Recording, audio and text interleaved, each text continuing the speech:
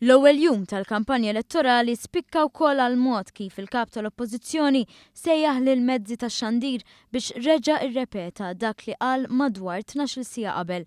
4 sigħat wara li l-Partit Laburista ħareġ il-5 proposti elettorali tiegħu, Simon Busuttil m'għamilx proposta waħda.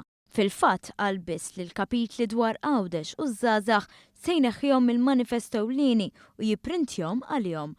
Mill-bqija reġa' wera x-xewqa li l-elezzjoni ma tkunx għażla bejnu bejn Joseph Muscat.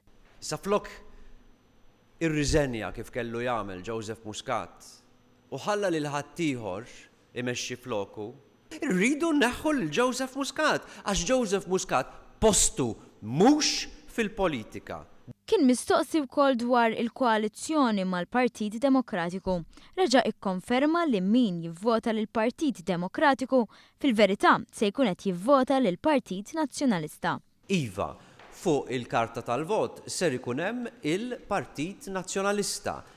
Fil-fatt kien għax ma ridux dan li l-Alternattiva Demokratika ma ċċettax il-ftehim, Simon Busuttil qal li kien mitlub xi ħaġa differenti, iżda ma setax jaċċetta għax inkella kienet tieħu għalija Marlin Farrugia, il-kap ieħor tal-lista tal-Partit Nazzjonalista. Għaliex huma tinkun qiegħed nonqos lill-Partit Demokratiku. Fil-fatt il-kap tal-Oppożizzjoni kkonferma wkoll li l-kandidati tal-Partit Demokratiku mhux se jqogħdu għall-istess skrutinju li għadu għalih tal-Partit Nazzjonalista. Il-kap tal-Oppożizzjoni kien negattiv ukoll dwar il-5 proposti ewlenin li l-Partit Laburista ressa il-ħamis filgħodu. Ma jindirizzawx il-problema ewlenija. Problema ewlenija hija Joseph Muscat.